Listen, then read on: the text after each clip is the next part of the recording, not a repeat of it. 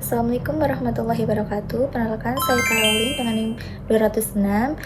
Izin untuk memberikan sebuah edukasi penyuluhan mengenai penyakit menular seksual atau disebut dengan PMS. Jadi, PMS sendiri itu adalah infeksi yang menular terutama melalui hubungan seksual baik anal, vaginal, dan juga oral. Tanpa perlindungan, infeksi ini juga dapat dilalui atau menular dari ibu ke bayi pada saat hamil, proses melahirkan, dan juga menyusui. Untuk jenis-jenis PMS sendiri itu ada yang pertama HIV atau AIDS, yang kedua adalah sifilis, ketiga gonorea atau kencing yang bernanah, setelah itu adalah chlamydia, herpes genital, HPV, human papillomavirus, dan juga trichomoniasis, dan terakhir hepatitis B. Dan penularannya itu ada berbagai macam. Yang pertama yaitu misalkan berhubungan seksual tanpa kondom dengan pasangan yang terinfeksi, maka hal ini tuh cepat sekali untuk terjadinya penularan seksual ini, seperti itu. Dan yang kedua, kontak langsung dengan cairan tubuh, seperti itu, seperti ada semen atau spermanya dari cowok, terus cairan vagina dan juga darah. Terus yang ketiga ada jarum suntik yang bergantian tanpa diganti terlebih dahulu. Dan yang keempat itu penularan dari ibu ke bayi saat hamil, melahirkan, dan juga menyusui, seperti itu. Dan yang keempat itu ada tanda dan gejala PMS sendiri.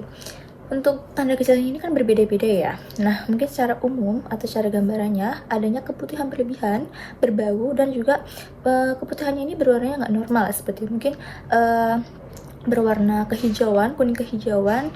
Setelah itu ada bau-bau seperti bau telur busuk. Nah, itu merupakan tanda-tanda yang harus diwaspadai, seperti itu, terutama untuk wanita sendiri ya. Dan yang kedua yaitu adanya nyeri atau perih saat buang air kecil. Ketiga, luka, bintil, dan juga lepuhan di area genitalia, seperti itu, atau area kelamin baik perempuan maupun laki-laki. Terus yang keempat ada gatal atau iritasi di area kelamin. Dan yang kelima, nyeri saat berhubungan seksual. Yang terakhir, demam, badan lemah, dan juga nyeri panggul. Nah, jika mungkin beberapa ada yang mengalaminya, mungkin bisa langsung segera periksa ke fasilitas kesehatan terdekat atau langsung hubungi pihak yang berwenang. Untuk pengobatannya sendiri yaitu segera periksa ke dokter atau fasilitas terdekat seperti puskesmas dan juga rumah sakit. Terus pengobatan yang disesuaikan dengan jenis infeksi seperti obat antibiotik, antivirus, dan juga terapi. Yang ketiga, minum obat sesuai dengan anjuran dokter sampai hingga tuntas benar-benar itu penyakitnya sudah reda atau sudah menghilang ya. Yang terakhir adalah pasang alat, mungkin alat kondom seperti itu saat berhubungan seksual. Jika perlu mungkin diperiksakan terlebih dahulu dan diobati sampai benar-benar sembuh, seperti itu ya teman-teman.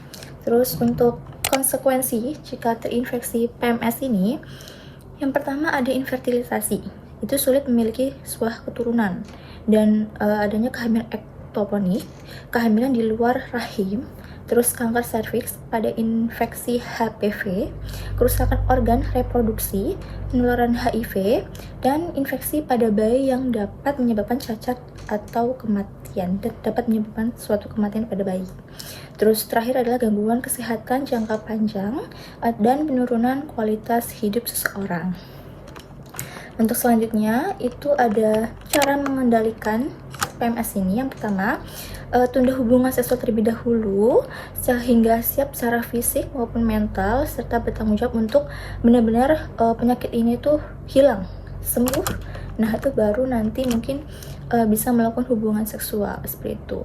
Dan yang kedua, gunakan kondom atau alat untuk untuk mencegah terjadi PMS ini dengan benar, dan juga konsisten setiap berhubungan seksual. Yang ketiga, setiap pada satu pasangan yang tidak berganti-ganti. Setelah itu supaya juga tidak terinfeksi ya, supaya jauh dari PMS atau penularan penyakit seksual ini. Yang terakhir, lakukan pemeriksaan kesehatan secara berkala dan rutin, seperti itu. Berani berkata tidak pada ajakan seksual berisiko dan jauhi obat-obatan seperti narkoba atau narkotika seperti itu. Baik teman-teman, mungkin edukasi PMS atau penyakit menular seksual sudah cukup. Mungkin untuk teman-teman bisa ditelaah dan dicermati. Semoga menjadi sebuah edukasi pembelajaran untuk teman-teman semuanya. Assalamualaikum warahmatullahi wabarakatuh.